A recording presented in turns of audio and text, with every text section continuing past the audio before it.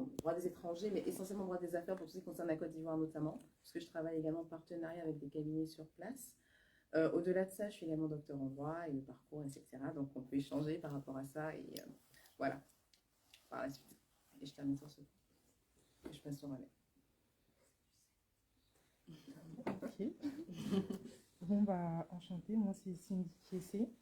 Je suis seulement étudiante en droit en Master 2, donc justice, procès, procédure. Et je fais beaucoup de. Enfin, il y a plus de matières en droit public. Et voilà. C'est tout. Quelle école? Quelle université? L'Université Paris 8. Ah, ok. Si vous pouvez vous présenter. Ah, moi, je suis Mike, le régulateur sur les réseaux sociaux. Ok, d'accord, on va continuer. Bonjour à tous et à toutes. Je suis Marc Koulibaly. J'ai fait un Master 2 en droit des contentieux à l'Université de Paris 13. Par la suite, je me suis inscrit à l'UEJ. Et j'espère, en tout cas l'année prochaine, rentrer dans le monde des affaires et plus me former dans le métier de juriste d'entreprise. Je m'appelle Barbara Quinault, Okay. je suis enseignante, donc fonctionnaire de la fonction publique en France. Je suis venue ici aujourd'hui parce que je cherchais une consultation gratuite d'avocat. J'avais vu que ça avait lieu tous les derniers mercredis du mois à l'ambassade. J'y suis allée et là je suis tombée sur une dame très gentille qui m'a dit « Ah mais non madame, ça n'existe plus, mais attendez, laissez-moi vos coordonnées, je vais voir ce que je peux faire ». Et j'ai reçu cette semaine, ou la semaine dernière, l'invitation pour venir ici. Donc je suis ravie d'avoir vu que les choses, quand les gens promettent quelque chose et quand les gens disent quelque chose, il y a un retour. Et franchement, j'avais sinon essayé de contacter un avocat. J'avais trouvé la Jaïf avant d'aller, mais on me demandait tout de suite de donner de l'argent. Donc comme je suis en surendettement, j'ai de très très petits moyens. Donc j'ai cherché. Voilà. Ok. Nous sommes également ravis de vous voir. On va continuer la présentation. Moi, je me présente, je suis Ekou Axel. J'ai fait une licence en droit privé à l'Université de Toulouse-Capitole. Et en ce moment, je fais un MBA en commerce international, mention Business Unit Manager. Et donc, je suis venu ici justement dans l'objectif de rencontrer des Ivoiriens avec qui je pourrais échanger et partager aussi un moment de convivialité. Merci beaucoup. Monsieur, si vous me permettez. Oui, bonjour à tous. Je suis Aboubakar Ouattara. Je suis agent à la SNCF et je suis aussi en préparation de plusieurs certifications, dont deux en cours actuellement, l'une en délégué de gestion de données personnelles et l'autre pour acquérir la qualité d'expert en documents et écriture. Voilà. Et voilà, je suis aussi membre d'un réseau qui est le RSP, qui est le réseau social solidaire et participatif avec M. Peck, qui peut par exemple plus connu sur Facebook, Peck Usman, qui sera là d'un moment à l'autre. Voilà, invité par un ami qui fait partie du réseau Maître de Moreau.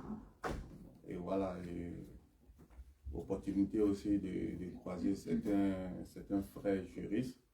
Et puis voilà, échanger sur plusieurs aspects, parce qu'on a des projets aussi pour la Côte d'Ivoire et aussi, voilà, pourquoi pas aussi intervenir, aussi interagir sur certaines thématiques personnelles aussi.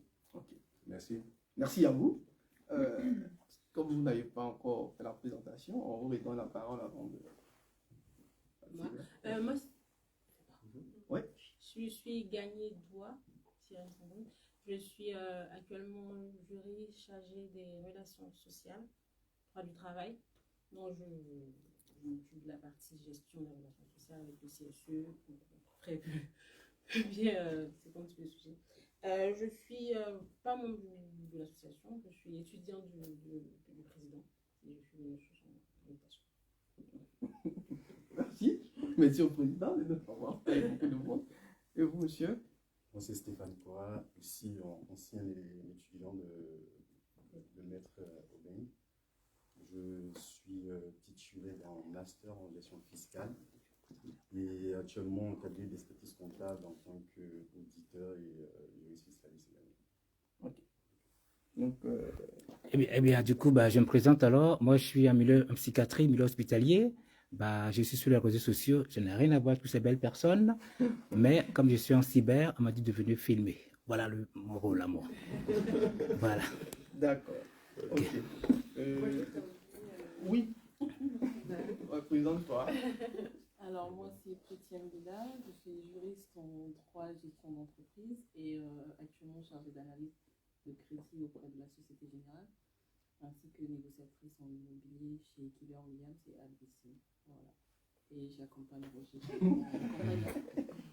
Bon, ok, je pense que les présentations ont été faites. Bien avant qu'on passe à la consultation juridique à proprement dite, si d'aucuns ont des questions, qu'ils les posent pour qu'on puisse discuter. Et puis après, on va passer aux problèmes beaucoup plus particuliers et analyser de façon plus singulière, individuellement, les cas des uns et des autres. Avant même de parler de consultation, madame, on a compris que vous aviez un problème.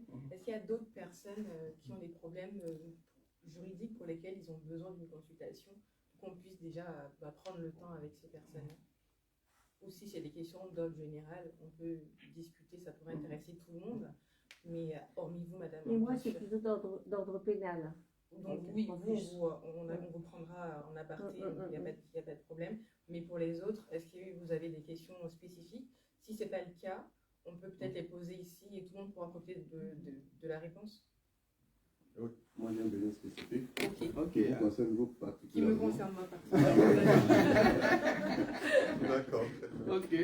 Donc pour le moment, on va regarder les problèmes spécifiques. Oui. Et on va passer au problème question du parcours, voilà, avec le plus beau parcours de la liste, le président. Donc, si les gens ont des questions et tout, voilà, on vous écoute attentivement. Oui, c'est chaud. Pour me lever comme ça. D'accord. À cause d'eux, au fait. Non, ne vous inquiétez pas. Du coup, voilà, j'ai plusieurs questions.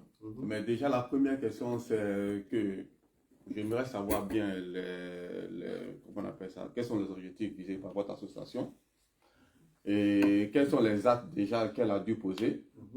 Et vu que nous sommes en France, bon, moi j'avoue que je suis arrivé il n'y a pas longtemps.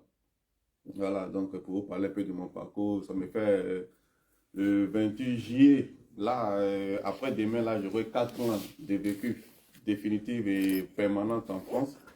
Donc, entre temps, j'étais à Abidjan, en Côte d'Ivoire, où j'étais fonctionnaire. Et voilà, donc j'ai tout abandonné pour rejoindre madame et les enfants. Et voilà, donc nous avons beaucoup d'enfants ici en France, parce qu'on en fait aussi pas mal aussi. Et du coup, voilà. Ouais, oui, on en fait pas mal. Et, ils sont beaux, ils sont intelligents. Et du coup, par moment, on se rend compte, des fois, certains qui veulent épouser la carrière juridique, déjà au collège, au lycée. Donc, et des fois, il arrive aussi qu'on demande à ce qu'ils fassent des stages en entreprise, bien en cabinet, pour avoir un peu une idée de ce qui est fait. Bon, en cela aussi, je dis merci à mon ami Maître Doumoro, qui a permis à certains de nos enfants de faire ces stages au cabinet. Donc, voilà, savoir si votre association, s'il pense, si elle a déjà ouvert en ce sens-là. Première question, je reviens plus tard. Merci pour la question. Président, oui. Je pense que la tête, là, le genou ne portera pas le chapeau. Bon, effectivement, en fait, l'association, comme je vous l'ai dit, elle a été créée en 2016 par un collectif d'amis qui estimait que le métier d'avocat, on ne pourrait pas l'exercer seul en restant dans son coin. Et que c'est un métier qu'il fallait exercer en synergie avec d'autres. Parce que de toute façon, c'est vrai qu'il y a des généralistes, mais on ne peut pas être bon partout. Et on a besoin des autres, en fait. Et du coup, on avait eu l'idée de... Voilà. Bonjour. Entrez. Asseyez-vous. Du coup, on avait eu l'idée de mettre en place cette association-là. Donc, à l'origine, il y avait Maître Nguessan Léa, Maître Domoro aussi qui était avec nous, Maître Brigitte, Marie et moi-même qui étions les porteurs du projet. Et puis après, il y a eu d'autres confrères qui nous ont rejoints. Et c'était une très très belle histoire qui avait commencé au départ. On faisait des permanences gratuites à l'ambassade, comme je vous l'ai dit. Et puis, on a organisé des conférences sur les droits des étrangers, principalement, plusieurs conférences. À l'époque, c'était sous l'ambassadeur Gomis, avec le consul à Idara. Les choses se sont très très bien passées. Et puis après, il y a eu le Covid, donc qui a cassé un peu ces dynamiques-là. Mais l'objectif, effectivement, c'est de créer une synergie, comme je vous ai dit, que les avocats en France puissent se retrouver, échanger des actes, échanger nos difficultés, s'entraider. Parmi nous, on a beaucoup de confrères qui sont à cheval entre Abidjan et Paris. Et quand ils partent, leur cabinet, enfin, quand ils ont des dossiers, il n'y a personne pour prendre leurs audiences. Donc, c'était aussi un moyen de s'entraider, de se substituer les uns les autres qui sont en déplacement. Et surtout, de créer une plateforme, comme je vous ai dit là aujourd'hui, pour échanger avec les Ivoiriens de la diaspora. Quand vous pensez juriste, vous pensez avocat, vous pensez affaires, vous pensez à l'AGEF. Ça, c'était le deuxième objectif. Le troisième objectif, effectivement, c'est tous ceux qui ont des projets à l'étranger, en Côte d'Ivoire, des projets ici, création de sociétés, qui veulent un accompagnement juridique. Dans l'AGEP, vous avez tout ce qu'il faut pour vous accompagner. Et puis, après même, avec nous, vous pouvez discuter les prix comme à Djamé. Ce qui ne se fait pas forcément chez Dupont ou Dubois. Voilà, parce que les honoraires sont fixés et puis ça ne se discute pas. Nous, on connaît la mentalité, on connaît l'esprit, on connaît les problématiques, on connaît la situation. Voilà. Donc, en gros, c'est ça l'objectif de l'AGEP. Et puis, être vraiment un tremplin pour vous. Quand il ne faut pas attendre d'avoir les difficultés avant d'aller voir l'avocat. C'est pour ça, aujourd'hui, on est vraiment un peu déçus qu'il n'y ait pas du monde. Parce que quand vous pouvez aller sur ma page, mon taux horaire est de 200 €. Voilà. Ici, c'est gratuit pour tout le monde. Je prends mon temps. Aujourd'hui, généralement, je reçois les samedis. Donc, toute la journée, là, je perds de l'argent. Mais je suis là devant vous pour vous apporter mon expertise, mon temps. Et voilà. Et tous ceux qui sont là sont contents d'être là pour vous, poser vos questions, on vous répondra. Voilà. J'espère que j'ai répondu à la question. Oui. Excusez-moi, pour les internautes, est-ce qu'il y a possibilité de laisser vos coordonnées, comment vous joindre?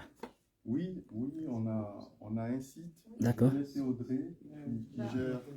On a une page LinkedIn, donc AGIF, AJAIF. Ouais. Vous pouvez nous retrouver sur LinkedIn. On a une page Facebook également. Mhm. Pareil, AJAIF. Vous tapez, vous tombez sur la page. On a une adresse mail pour nous envoyer donc des éléments par mail s'il y a besoin. C'est ajaif2016@gmail.com. Donc tout en minuscule, tout attaché. Et puis sinon, on vous distribuera nos cartes si vous voulez nous contacter personnellement.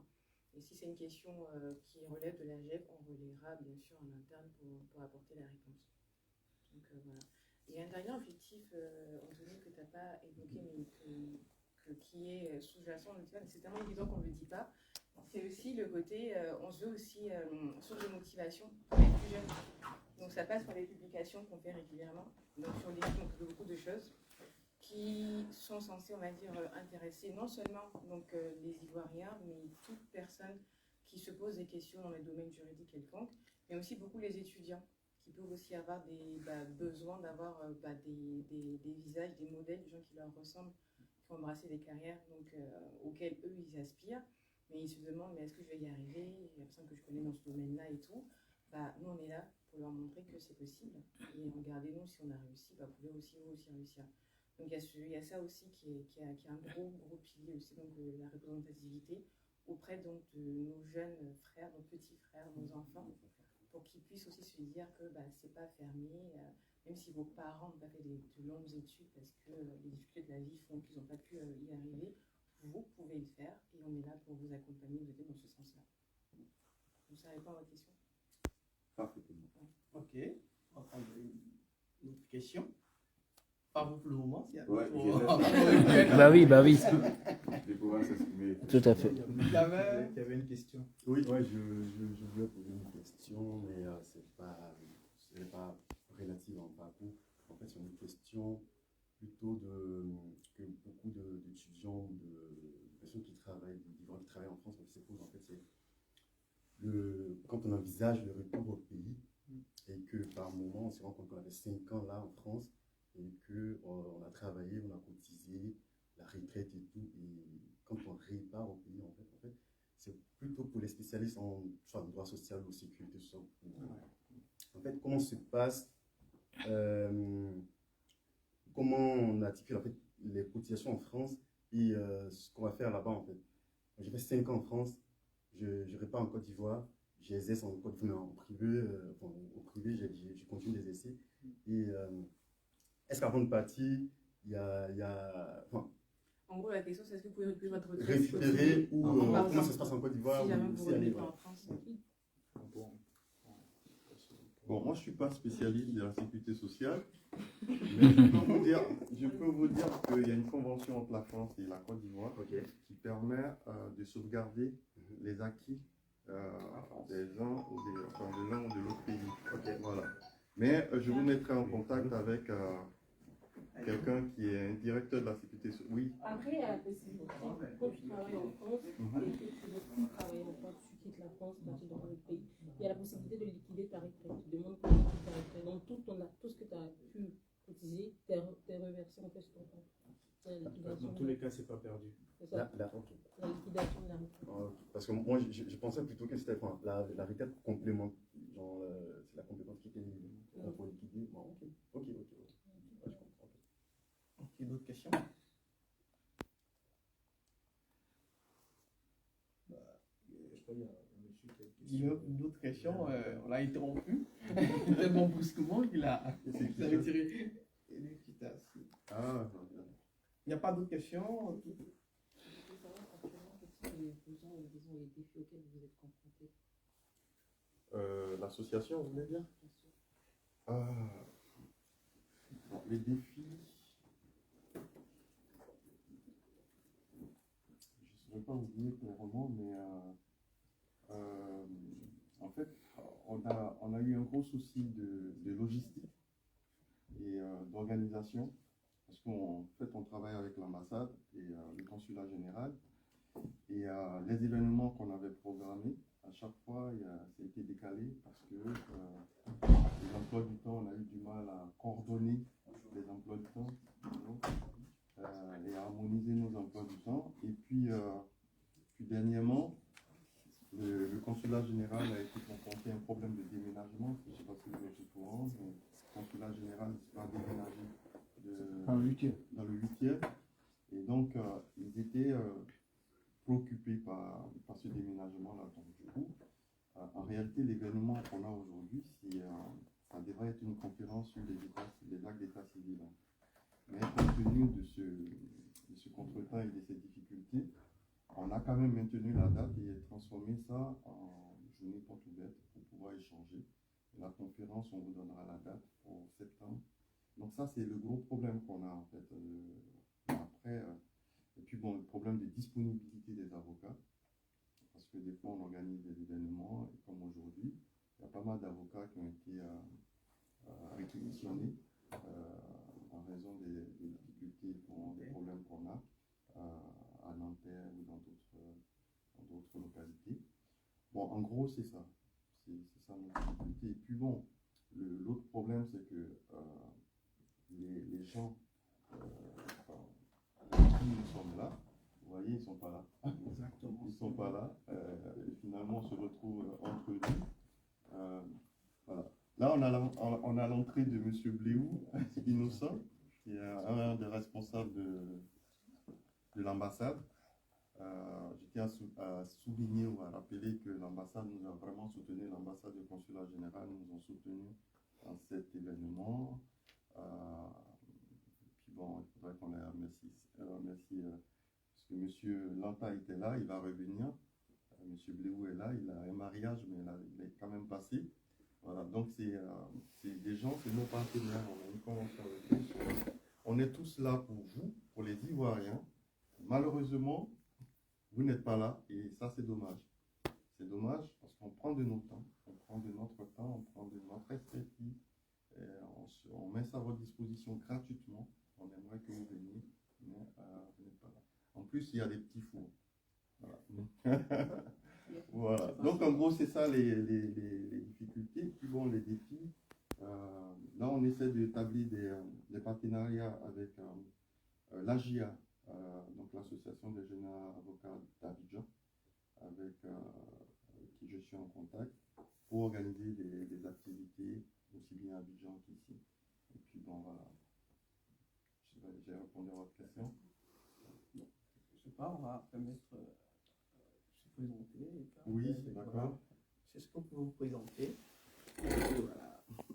Eh bien, vous voulez que je me lève ou bien? Non, rasseyez-vous. Ah bon. Je me nomme Monsieur Mados Vanu Abié. Je suis le président de la chefferie ivoirienne depuis 1988. Et j'ai déclaré ça depuis après ce qui s'est passé en 2010. C'est une association de la chefferie qui est déclarée. Et toute la compagnie au niveau de l'ambassade, même ils sont venus qui viennent d'arriver, ils me connaissent. Même ils m'envoient une mail. Tout ça, à chaque fois qu'il y a un événement, je suis convié pour honorer la chefferie. Okay. C'est le but. Okay. Nous vous remercions. Je ne sais pas si on peut mettre deux frères.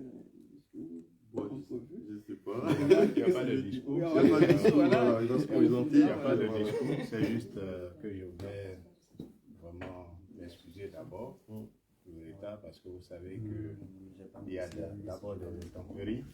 Il y a l'humidité. Moi, je suis sorti ce matin et puis dès que j'ai été dehors, j'ai vu qu'il y avait une pluie, en tout cas chez moi. Et j'ai dû remonter et puis prendre mon parapluie.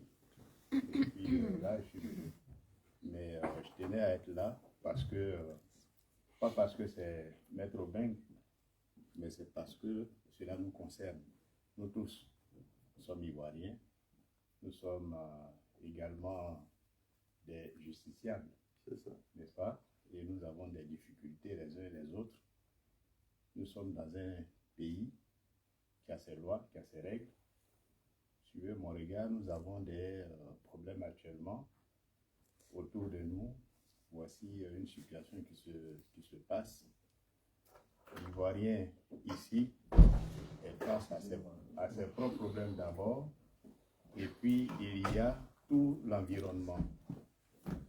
Lorsque Maître m'a parlé de ce branch, je dis que c'est une excellente chose que nous devons soutenir et nos chefs nous soutiennent seulement l'idée que nos juristes, nos avocats fassent connaître leurs droits à la communauté ivoirienne. Beaucoup d'entre nous sommes ici, nous ne savons pas de quoi il s'agit, quels sont nos droits. C'est quand il y a des problèmes qu'on accourt au consulat général ou à la chancellerie. J'ai tel problème, il y a telle personne qui a été arrêtée quelque part, etc. Mais je pense que toutes ces questions-là vont trouver une réponse au cours de cet échange que nous souhaitons vraiment assez intéressant entre nous-mêmes et nos frères qui, ici, nous servent de conseil. Je souhaiterais, au nom de l'ambassadeur Maurice Kwaku-Bandama, souhaiter que ce sont de petites assises se déroulent bien.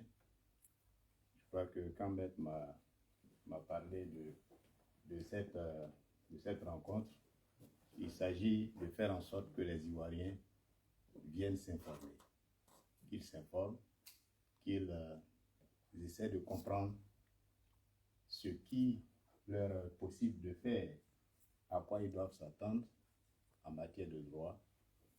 Ce sont des justiciables comme tout le monde, hein, comme nous tous, et donc avoir beaucoup d'informations. Et ce pourquoi nous sommes là et nous soutenons vraiment la GEF dans ce sens-là. Et à tous, à toutes, nous souhaitons vraiment la bienvenue et nous espérons que la conférence va permettre de dégager un certain nombre de résolutions qui puissent permettre à la diaspora ivoirienne d'avancer et de comprendre au mieux le rôle justement de nos frères qui sont avocats, qui nous représentent d'une manière ou d'une autre, chacun de nous. Savoir qu'il y a des avocats, il y a des Ivoiriens qui sont avocats, qui sont jeunes, qui sont brillants. Pourquoi ne pas leur faire confiance? Pourquoi ne pas les aider, les accompagner? Je pense que c'est le rôle que chacun de nous attendons d'eux, mais eux aussi attendent de nous que nous nous fassions connaître, que nous les aidions, que nous les accompagnions. Et d'ailleurs, la présence du chef Mados ici me rassure. Je pense que hier, lui, nous en avons parlé, nous avons envoyé des messages à l'ensemble des fêtiers ivoiriens ici, des fêtiers ivoiriennes, pour que chaque communauté en soit informée. Mais nous allons continuer ce travail-là. Je m'arrête là. Merci à tous et puis merci, Président, pour cette opportunité. En tout cas, merci. Merci, Monsieur Bléau, d'être passé, malgré l'emploi du temps assez chargé. Et puis, cet événement a été prévu ou programmé dans la précipitation, si je puis dire, parce qu'on avait un souci des salles. Mais il a quand même tenu à être là. En tout cas, merci beaucoup. Merci. Si vous me permettez, je vais rebondir un peu sur la question qui avait été posée avant qu'on ne continue. On s'en rend compte qu'il y a pas mal d'avocats qui sont présents. Il y a d'autres qui devaient être présents, qui ne sont pas venus pour des raisons parce qu'ils ont été réquisitionnés. Mais si les avocats prennent le temps pour venir et trouvent 3-4 personnes dans la salle, il est évident qu'ils vont s'affadir. Et qu'à l'avenir, ils ne vont pas juger opportun d'organiser des activités où ils auront face à eux 2 personnes, 3 personnes. Parce que les gens prennent de leur temps, les gens font du social. Je pense qu'on doit, de part et d'autre, communiquer autour de nous, leur donner l'opportunité de pouvoir s'exprimer et accompagner les Ivoiriens de la diaspora. Hier, j'étais de passage à Aubervilliers, je rencontrais un monsieur qui me pose une question, il dit « J'ai reçu une OQTF, je ne sais pas ce que je vais faire. » Je lui ai posé la question « Tu es arrivé en France quand ?» Il dit « Ça fait 3 ans. » Il dit bah, « Tu es arrivé, est-ce que tu as vu un avocat, ne serait-ce que dans les consultations gratuites dans les mairies ?» Il dit « Non. » On attend, parce que le pire arrive, pour essayer de trouver la solution. Alors que ce dernier, quand il était sur le territoire, il pouvait de temps à autre se rendre dans les mairies, ne serait-ce que les consultations gratuites, poser des questions, anticiper et prévoir des documents qui pourraient bien entendu lui permettre de régulariser sa situation. Donc il est important vraiment d'avoir l'information. À ne pas pouvoir se battre avec la force humaine, ne pas pouvoir se battre avec l'intelligence et les mots, je pense que cela relève de notre progrès et on va tout faire pour pouvoir pallier à ces difficultés. Je pense qu'on va continuer avec une séance de questions. S'il y a d'autres personnes qui ont d'autres questions, on va les poser. J'ai rencontré récemment je ne peux pas appeler un ami parce que je le connais très peu, mais un ami ivoirien dans la rue. Il était en train de chercher quelque chose. Il s'adressait à une personne qui ne savait pas le renseigner, donc je me suis arrêtée pour le renseigner. Et donc on a discuté. Et il se trouve que c'est un Ivoirien. Il est arrivé en France il y a 5 ans. Il est sans papier, mais je l'avais convié à venir aujourd'hui, mais je pense qu'il a eu un peu peur que je sois trop invasive parce que je sais pas. C'est un garçon très très timide. Et mais je sais qu'il a déjà fait beaucoup de démarches parce qu'il a déjà réussi à obtenir l'AME. Parce que la première question que je lui ai dit, est-ce que tu as l'AME, est-ce que tu as la CMU, est-ce que tu as la carte de transport gratuite, et il m'a dit oui, j'ai l'AME, j'ai la CMU. Et il a même déjà consulté un avocat. Il est donc en train d'essayer de régulariser ses papiers. Mais voilà, j'ai ses coordonnées, mais je l'avais convié à venir, il ne m'a pas répondu. Je vais rebondir un peu sur ce que vous venez de dire. Vous savez, je ne suis pas là pour prêcher la Bible, mais on dit seuls les violents entreront au royaume des cieux. pour dire que quand vous connaissez votre situation, vous devez vous battre. Parce que vous pouvez aller voir un avocat d'origine turque, mais une chose est sûre, c'est que quand vous expliquez votre dossier à un avocat, il doit d'abord comprendre le dossier. Un bon avocat n'est pas forcément lui qui a une très bonne maîtrise du droit, mais c'est celui qui connaît son dossier, qui peut rebondir et connaître le droit applicable. Du coup, quand vous échangez avec un Ivoirien, il connaît la réalité que vous avez quittée. Pourquoi est-ce que vous êtes là? Et partant de cela, il pourrait adapter certaines solutions à votre réalité. Et on a pas mal de conventions entre les États, ou même quand tu vois par exemple un avocat d'origine turque, il peut connaître de façon générale la règle applicable, mais il ne connaît pas forcément les conventions régissant les différents États. Donc je pense que pour une telle personne, ce serait l'opportunité pour elle d'être présente. Mais vous voyez, c'est désintéresse totalement. Qu'est-ce qu'on peut faire? Voilà, si les difficultés auxquelles nous sommes confrontés, et on compte sur les uns et les autres pour nous aider à pallier à ce problème qui est vraiment sérieux, qui risque de la faillir la GEF. Voilà, je ne sais pas si les autres ont d'autres choses à dire, ou encore s'il y a d'autres questions. Oui. Bonjour à tous, je suis Suleiman Sissé, responsable d'association. J'ai une question, comment passer pour un étudiant qui a un document étudiant, un titre de séjour étudiant, qui lui permet de travailler de façon temporaire, comment passer de cette situation à un document qui lui permet de travailler à temps plein, c'est-à-dire à un changement de statut. Mais j'explique le contexte. J'ai un contact. Effectivement, comme voilà, le cas il est un peu particulier, effectivement, on a prévu ça. On préfère que, par exemple, vous ayez l'occasion d'échanger avec les avocats en aparté pour garder la confidentialité. Voilà. Donc, si ça ne vous dérange pas, mais bien évidemment, je pense si c'est vous personnellement, oui. Non, c'est pas moi personnellement. Mais c'est quelqu'un que je connais qui est vraiment dans la situation. Et du coup, je me suis présenté pour avoir une réponse justement. Mais est-ce que la réponse intéressait d'autres personnes? Moi, la réponse est... en fait, c'est... C'est mieux dans le cadre privé. Mais bien évidemment, comme... Je pense que le sujet peut être traité individuellement. Mais pour la question qui est posée, nous qui sommes ici, pourrions bénéficier justement de la réponse, de la connaissance des avocats que vous êtes. Je vais introduire, peut-être on va terminer. Voilà. J'avais pas fini d'expliquer le contexte. Non, ça sera en privé, beaucoup plus personnel. Pas de souci. En fait, quand vous arrivez sur le territoire français avec un visa long séjour, quand vous arrivez sur le territoire, vous validez d'abord le visa long séjour. Et après, vous demandez, suite à une réinscription l'année d'après, avoir un titre de séjour. Avant qu'on arrive au changement, je vous explique un titre de séjour. Et pour pouvoir changer le visa long séjour l'année d'après en titre de séjour, d'abord, quand vous validez votre visa long séjour, ça vaut titre de séjour. Mais l'année d'après, vous devez valider pour pouvoir avoir un titre de séjour en version carte d'identité. Et pour cela, il y a des conditions qui sont posées par la loi. Je vais vous éviter les détails. Mais il faut d'abord, par principe, avant de revenir sur des exceptions, valider son année, par principe, même si ce n'est pas toujours le cas. Deuxièmement, il faut être inscrit à nouveau dans une université, s'agissant bien entendu des étudiants, pour voir que vous êtes toujours inscrit. Et il faut également avoir des ressources qui vous permettent de vivre. Il y a le cas de certaines personnes qui ne sont pas, qui n'ont pas validé leur année.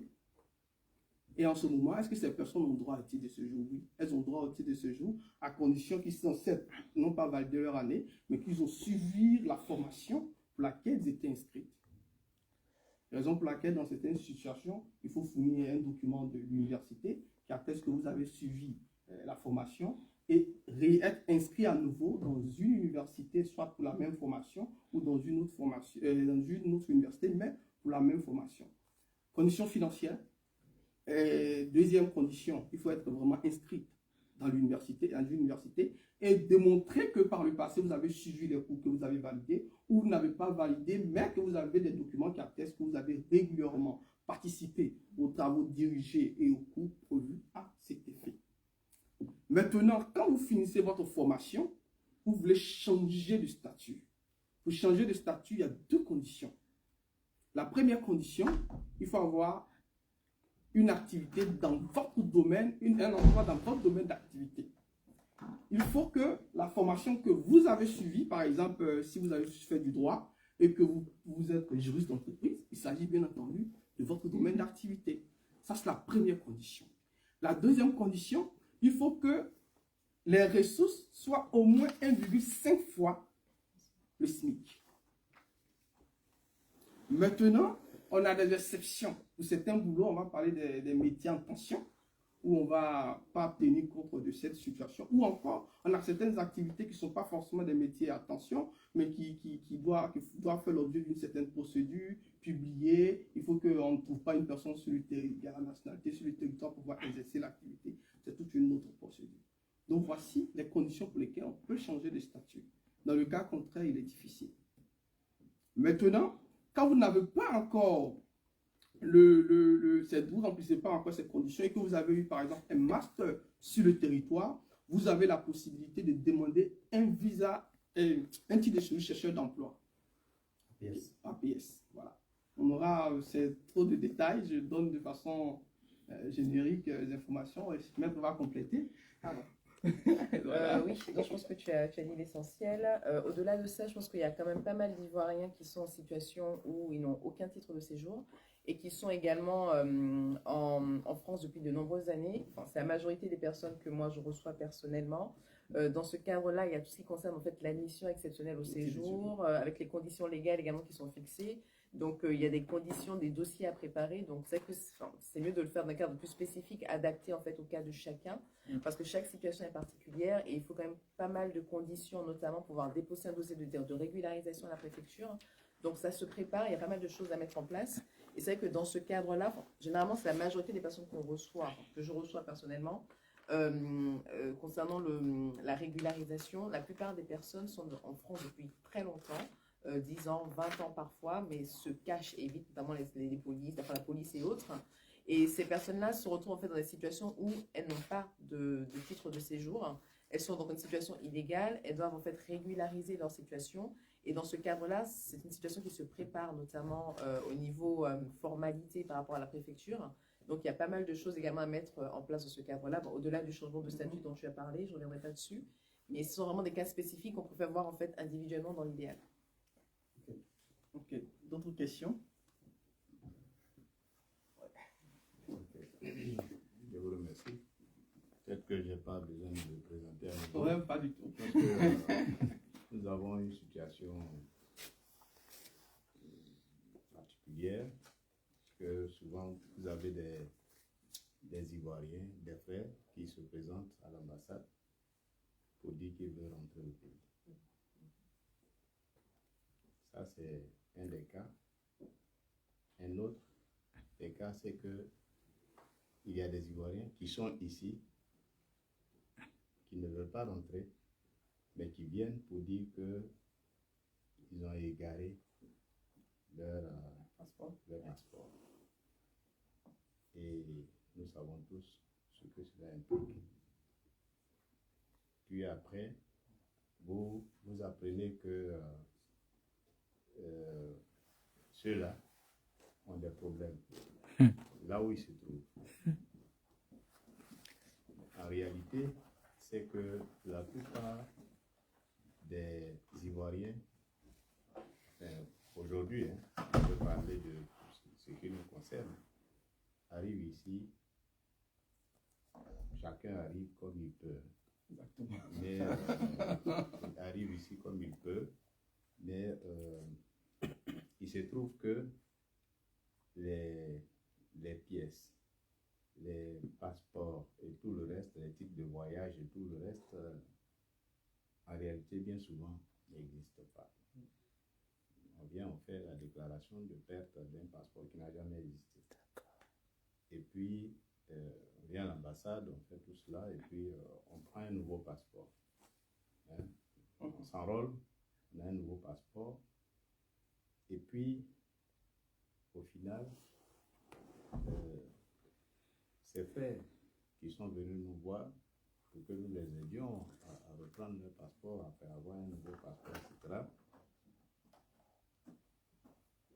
Je trouve que le nouveau passeport qu'ils ont obtenu ne leur garantit rien. Moi, je suis le porte-voix de ce que je vois, de ce que j'entends. Ça ne leur garantit rien. À tout moment, ils peuvent être expulsés. Alors, qu'est-ce que vous pouvez justement dire à ces personnes-là qui viennent? Je suis ivoirien, je vais reprendre mon passeport, je l'ai égaré. Nous savons pertinemment qu'il n'a jamais eu de passeport, ou alors il en avait, mais il l'a jeté quelque part au cours de la traversée, etc. Qu'est-ce que vous pouvez... Je vais commencer, les autres vont enchérir. Si tu veux, je peux rebondir là-dessus. Ok, rebondir. Notamment par rapport en fait au passeport, il y a beaucoup d'Ivoiriens qui viennent notamment en France. À l'origine, ils ont des passeports. Dans le cadre de nos contrôles d'identité, notamment, ils passent notamment en garde à vue. Parfois, la préfecture confisque également en fait les passeports. Donc les titres de voyage notamment. Donc c'est aussi la raison pour laquelle vous recevez en fait par la suite des demandes de passeport. Au-delà de ça, lorsqu'on a un passeport ivoirien, ça prouve en fait la nationalité ivoirienne de la personne qui a le passeport. Donc ce n'est pas un droit en fait au séjour dans le pays dans lequel on est aujourd'hui, c'est-à-dire en France. En fait, lorsqu'on arrive en France, on doit dans tous les cas avoir un justificatif qui nous autorise en fait à séjourner dans le pays en question. Ce qui fait que si c'est pas le cas, parce que si c'est un visa au départ, normalement c'est un visa qui est temporaire, limité dans le temps. Certains visas peuvent être transformés, sont valables comme titre de séjour par la suite, etc. Il y a des modalités, des conditions légales à respecter dans ce cadre-là. Au-delà de ça, ce qu'on voit souvent en général, c'est que beaucoup d'Ivoiriens viennent en fait en France avec un visa. Et lorsqu'ils sont en France avec un visa, à un moment donné, il faut faire la procédure pour avoir un titre de séjour qui leur donne le droit de séjourner en France pour une durée plus ou moins longue, en fonction du titre de séjour demandé. La plupart des personnes ne demandent pas en fait le titre de séjour. Donc ils restent en fait après l'expiration de leur visa et se retrouvent donc en situation irrégulière. Et c'est vraiment la majorité en fait des cas qu'on voit. Donc le passeport ivoirien, c'est un passeport qui atteste que vous avez la nationalité ivoirienne, que vous pouvez notamment peut-être faire des déplacements dans la sous-région, notamment en Afrique, mais en France en fait, dans l'UEMOA notamment. Mais en France, ce n'est absolument pas un droit au séjour. Donc vous devez faire des formalités au niveau de la préfecture en France en fonction de votre lieu de résidence pour avoir le droit de séjourner en fait sur le territoire métropolitain et sous-domicile compris. Ok, je vais rebondir sur les explications qui ont été tellement bien faites. En fait, la Convention sur le droit sur la patrie dit que toute personne doit avoir une nationalité. À telle enseigne que les personnes qui n'ont pas de nationalité, cette convention fait obligation à ce qu'on leur donne une nationalité. À la question de savoir, ces personnes, quand elles viennent pour avoir le passeport, et trouvent que le passeport ne leur sert à rien, mais le passeport, ça, au contraire, témoigne ton attachement à une nation. Ça te confère la nationalité. Maintenant, par la suite, quant au droit que confère le passeport, ça y est de la politique. C'est la politique internationale. Des conventions que l'État signe avec d'autres États. Maintenant, quand ces personnes disent que le passeport ne leur confère aucun droit, sans ce passeport, ils ne peuvent même pas faire demande de titre de séjour. Sans ce passeport, ils ne peuvent pas. Du coup, contrairement à ce qu'ils pensent, c'est ce passeport qui va attester que d'abord, ils appartiennent à une nation et qu'ils sont sur le territoire durant tel nombre d'années. Et qu'avec ça, pour une raison ou pour une autre, ils peuvent faire la demande d'un visa. Ils ne peuvent pas venir faire la demande d'un visa et d'un titre de séjour pour moi sans avoir fourni leur passeport par notre connaissance. Donc à ces personnes, dites-leur que le passeport démontre plutôt leur appartenance à une nation, leur attachement à un territoire et partant de ce fait, bénéficiant de toutes les conventions et tous les droits qui s'y attachent. Parce que quand le veut ou non, quand un Français doit aller en Côte d'Ivoire, il a besoin d'un visa. Mais lui, avec ce passeport, il peut se rendre en Côte d'Ivoire, au Burkina, comme l'a dit, circuler dans l'espace de 2 mois, sans cela. Donc, c'est l'élément le plus essentiel qui se rattache au passeport. C'est ce que je peux leur dire. J'aimerais rebondir sur ce point-là parce qu'il y a une information qu'on devrait faire passer également.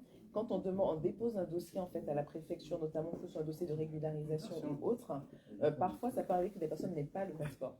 Et donc dans ce cas-là, en fait, certaines préfectures, notamment ça a été négocié également avec le défenseur des droits, acceptent en fait la carte consulaire.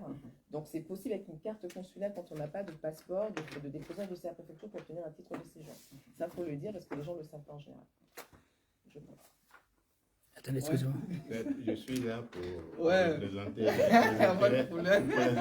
Je suis là pour les intérêts des Ivoiriens, Ok. pour la Côte d'Ivoire. Mais que dites-vous à ceux qui disent que le passeport ne confère pas la nationalité? Ça, il faudrait vérifier. Le passeport, c'est un titre de voyage. Et pour la nationalité, il y a des dispositions qui existent. Vous pouvez avoir le passeport d'un pays sans être originaire national de ce pays. Vous avez dit tantôt que dès que quelqu'un a un passeport, cela veut dire qu'il a la nationalité, cela atteste quelque chose. Pour ce que je concerne, et pour ce qui me concerne et pour ce que je sais que le passeport ne confère pas la nationalité. D'accord. Parce que il y a la loi sur la nationalité, sur tout ce qui concerne l'identité, l'état civil et tout le reste. Vous pouvez avoir le passeport d'un pays qui est un document de voyage et ne pas avoir la nationalité de ce pays. Ce que je dis, vous êtes des juristes. C'est chaud là. Ah, c'est chaud là. Et il vous appartient de nous éclairer sur la question. Là, c'est chaud là. Vous pouvez avoir le passeport d'un pays et ne pas en être originaire. Ne pas être national de ce pays. Donc la détention du titre de voyage, donc du passeport, ne vous confère pas justement la nationalité de ce pays-là. C'est ce qui fait que justement il y a des situations qui se passent à l'international, il y a des conventions qui se déroulent, les détenteurs de tel ou tel passeport, du passeport de tel ou tel pays peuvent avoir accès à tel autre pays sans visa ou alors avec un visa de courtoisie, etc. Donc, moi, je vous lance là. Comment est-ce que vous pouvez... Moi, je dirais que le passeport fait foi jusqu'à preuve contraire. Donc, en l'occurrence, si vous êtes en possession en fait, d'un passeport, notamment qui atteste votre nationalité, dès lors que vous pouvez circuler avec ce document-là, qu'il n'y a pas de preuve contraire qui atteste que vous avez usurpé une identité, vous avez usurpé cette nationalité-là, a priori, pour moi, ça fait foi. Maintenant, après, il appartient en fait aux autorités du pays en question de vérifier en fait que vous remplissez les critères légaux pour obtenir en fait un document qui atteste votre nationalité. Bon, j'aimerais rebondir. Cette question, elle est très délicate, tellement sensible que on s'est regardé quand elle a été posée. Voilà, le président vient de me souffler à l'oreille. Elle fera l'objet peut-être d'une conférence. On aura l'opportunité d'expliquer en long et en large. Toutefois, le Code de nationalité de Côte d'Ivoire donne les conditions dans lesquelles une personne peut avoir et prétendre à la nationalité. Par principe, de façon générale, la nationalité s'acquiert par principe de deux manières. Soit le jus sanguinis, soit le jus solis. Soit par le sang, soit par le sol. Certains pays ont opté pour le sol, c'est-à-dire le fait pour l'individu d'être né sur le territoire, il acquiert d'office la nationalité. Et ils attachent tellement d'importance à cela que probablement pour briguer certains postes, il faut avoir vu le jus sur le sol. D'autres optent pour la nationalité de sang. C'est le cas notamment de la Côte d'Ivoire. Le fait pour une personne d'être née d'un parent, l'un ou l'autre, de nationalité ivoirienne, lui donne droit à la nationalité d'office. Ça, c'est un principe. On a des personnes qui vont acquérir la nationalité par le mariage, qui a été révisé tout récemment. On a des personnes qui vont acquérir la nationalité suite à un nombre d'années. On a des amis de la Côte d'Ivoire à qui on va donner la nationalité. Plein d'autres choses dans lesquelles je ne rentrerai pas. N'en demeure pas moins que, pour être honnête, cette question est très sensible.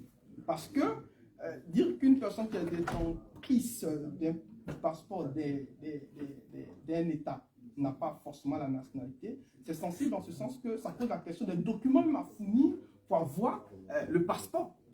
On est d'accord que nous tous, on a fourni notre pièce d'identité.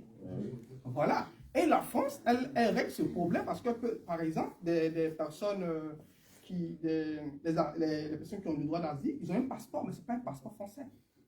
Donc la question est très sensible, elle est très intéressante. Elle pourra nous permettre demain, je ne vais pas répondre directement, on aura l'opportunité. Excusez-moi, Oui. je vais un petit peu aller dans son sens. Bon, vous savez déjà mon métier, je ne dirai pas une deuxième fois, parce que c'est quand même judiciaire. Bien, il y a des personnes qui sont dans le chaud et dans le chaud, chez moi. Qui veut dire, en fin de compte, ils viennent, ils n'ont pas de documents. On ne sait pas comment il s'appelle. Mais nous, avec le temps, on sait qu'il est d'origine temps. Voyez-vous? Mais en fin de compte, ils sont gavés de médicaments. Puisque c'est je vous ai dit tout à l'heure le truc, mais je ne vais pas le redire, parce que je suis suivi quand même là-haut. C'est dangereux. Donc, ceux-là, comment faire pour qu'ils obtiennent leurs documents? Parce qu'à partir du moment où ils sont dans mon service à moi, vous savez déjà vous, hein, tout à l'heure je vous l'ai dit. Hein? Mais là, eux, comment ils font pour avoir leurs documents? Parce qu'on ne sait pas comment ils s'appellent ces gens-là. Je rejoins justement le monsieur. Et nous, on va à l'ambassade de Côte d'Ivoire aussi pour les aider. Vous voyez, je vous dirai ça en privé tout à l'heure, ce nom de cette personne-là qui est haut de gamme. Voyez-vous? Donc voilà. Donc comment on fait? Il ne faudrait pas qu'on confonde la pratique et ce que dit le droit. Je pense que c'est très important. D'accord. Il faut vraiment qu'on confond ce que dans la pratique les choses se font et ce que dit le droit. La Convention sur le droit des apatrides répond à cette question. D'accord. Une personne qui appartient à une nation, à partir du moment où cette personne appartient à une nation et qu'elle n'a pas les documents et qu'elle démontre par elle n'a aucun document d'abord pour prouver son attachement à une autre nation, qu'elle démontre qu'elle appartient à la nation doit lui donner la nationalité. Je ne sais pas si vous comprenez un peu. C'est une obligation d'ailleurs.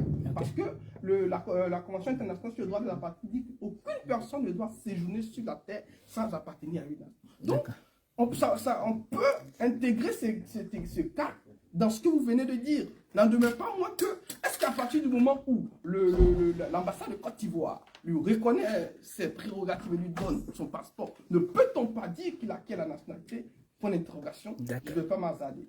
Je ne vais pas polémiquer là. Non, rapidement. Je ne vais pas polémiquer là. Ouais. Ah, c'est chaud là. Est-ce que nous pouvons établir un rapport entre le passeport, c'est-à-dire quelle relation il y a entre l'établissement d'un passeport et l'état civil? Et l'état civil. Voilà, Monsieur c'est Léo, la question. alors en fait, on avait prévu une conférence sur les actes d'état civil. Ah, voilà, donc ça sera l'occasion de répondre à toutes ces questions-là. Voilà, donc là, aujourd'hui, ce qu'on va faire, c'est que ceux qui ont des questions personnelles, on va déjà commencer à les recevoir pour des consultations juridiques personnalisées, peut-être un peu à huis clos, pour assurer la confidentialité. Et puis, les avocats qui seront disponibles là, vont pouvoir répondre à ces questions un peu générales. Mais il faut qu'on avance les midis. Wow. Et puis, il y aura un petit cocktail après pour échanger encore. Voilà. Donc, ceux qui ont des questions, on va faire passer une liste. Et en fait, on a disposé la salle en plusieurs pôles: droit des étrangers, droit du travail, droit immobilier et société, et puis droit de la famille pénale, ça sera dans l'autre salle. Donc on va pouvoir se regrouper comme ça pour pouvoir être efficace et puis répondre au maximum de préoccupations. Et voilà. Donc je laisse... qui est passé? Il y a une liste qui est passée. Est-ce qu'il y en a qui ont des questions? Mais avant ça, il y a des gens qui viennent d'arriver. S'ils peuvent se présenter pour qu'on puisse mettre un nom sur leur visage, ce serait bien parce que nous, on s'est tous présentés. On fera une petite présentation en fin de cérémonie pour que les membres de l'association vont se représenter. Comme ça, vous pouvez les reconnaître et revenir vers eux quand vous aurez besoin de questions donc ceux qui sont arrivés, je crois que j'ai le pasteur Guy que j'ai vu rentrer, je ne sais pas si vous pouvez présenter. Voilà. Bonjour, je suis le pasteur Emmanuel Guéhi. Je suis le président de la Confédération des sages de la diaspora ivoirienne en France. Le président des fêtières. Voilà. Merci. Merci, pasteur. J'ai vu le monsieur qui est tout au fond. Moi, c'est Suleiman Sissé, responsable d'association. Ah oui, on a échangé au téléphone. Quelle association? NJSP. N NJSP. NJSP. Oui, Nouvelle Génération pour la Solidarité et la Paix. D'accord, très bien. Et puis, j'ai vu quelqu'un d'autre. Mademoiselle ou madame. Bonjour, je suis Isabella Maya. Voilà, je suis actrice et productrice. D'accord. Ça n'a rien. Non, Il y a d'autres, Il y a Madame Ederson là-bas. Il y a d'autres personnes. Ceux qui sont oui, le voisin de M. Cissé. Bon, lui, on le connaît plus ou moins, mais il va se présenter quand même. Je suis Pasteur Christian Tipré. Je suis le président du réseau solidaire, social et participatif. Je suis cadre à la direction des affaires scolaires de la ville de Paris. Bonjour, moi je suis Mélie Kambo, membre du CCDIA, Club des chefs d'entreprise de Côte d'Ivoire. Voilà, c'est pour ça que je suis là aujourd'hui. Merci. Bonjour, moi c'est Augustin Cassi et j'attends mon avocat. Bonjour à tous, je m'appelle Inès Abdeslam et je suis avocate au barreau de Paris. Voilà. Oui, tout le monde s'est présenté. Alors, donc, on va essayer de voir ceux qui ont des questions. Elle ne s'est pas présentée, désolé. C'est pas grave, je vais faire me prendre dans la masse. D'accord. Je suis Fatima Traoré, étudiante d'abord en France, chargée de com, photographe. Bon, ça va dans la com. Et puis, bon, je suis là pour prendre des souvenirs de cet événement.